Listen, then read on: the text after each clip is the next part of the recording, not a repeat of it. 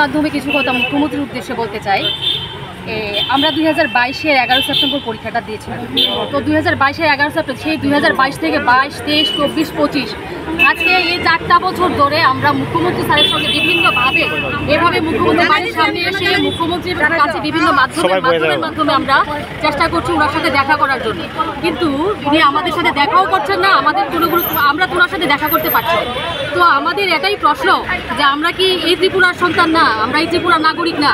তো আমরা ত্রিপুরার নাগরিক, আমাদের মুখ্যমন্ত্রী স্যার আমরা যে ওনার কাছে বিভিন্ন রকমভাবে দেখা করতে আসছি, উনি একদিনও আমাদের সাথে দেখা করা সেরকম মানে দেখা করার জন্য সেরকম কোনো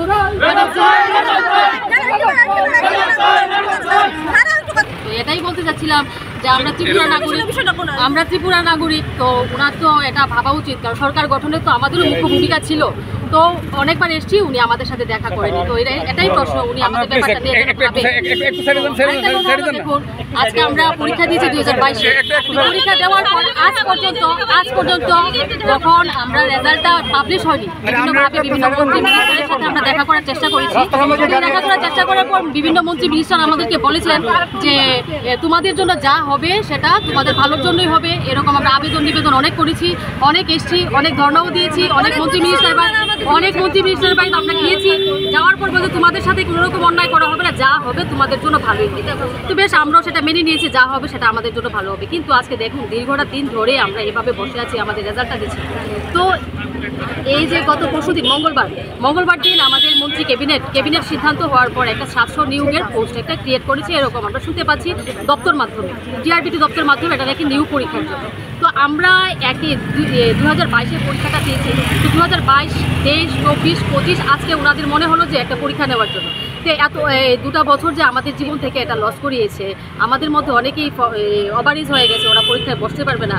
তো এই পরীক্ষাটা তো 2 বছর আগেই নেওয়া যেত, এখন কেন ওনারা? আমরা চাই যে নতুন যে পরীক্ষার যে পোস্টটা ক্রিয়েট করেছে ক্যাবিনেটই বলুন আর দপ্তরই বলুন, ওই পরীক্ষার যে নতুন যে ক্রিয়েশনটা করেছে সেটা আমাদের নিয়োগ নীতি কমপ্লিট না করে, আমরা যে নোটিফিকেশন যে আমাদেরকে দিয়েছিল 2022, সেটার মধ্যে যে আমরা টাকা ভরে যে আমরা পরীক্ষাটা দিয়েছিলাম, সেটা আমাদের নৈতিক দাবি ওনাদের কাছে চাওয়ার জন্য, আর সরকারের নৈতিক ডিউটি ও রেজাল্টটা আমাদেরকে দেওয়ার জন্য। ঠিক আছে? তো এটাই আমরা চাই, আমাদের রেজাল্টটা কমপ্লিট করে, আমাদের রিক্রুটমেন্ট পলিসিটা কমপ্লিট করে তারপর যেন নতুন পরীক্ষা হয়। কারণ আমাদের মধ্যে অনেকেই আছে হাই স্কোরার। তো যেহেতু হাই স্কোরার আছে, তারা কি আবার দ্বিতীয়বার এই 22-এ পরীক্ষা দিয়ে আবার 23, 24 পার করে 25-এ গিয়ে আবার পরীক্ষা দেবে? ফর্ম ভরে কেন পরীক্ষা দেবে?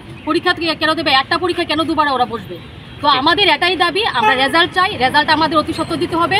আমরা গভর্নমেন্টকে বলছি, আবেদন নিবেদন করে অনেক বলছি, এবার ওদেরকে সরকারকে আমরা প্রশ্ন করতে চাই, আমাদেরকে এরকমভাবে আটকে রাখবেন না, আমাদের সঙ্গে অমানবিক আচরণ করবেন না।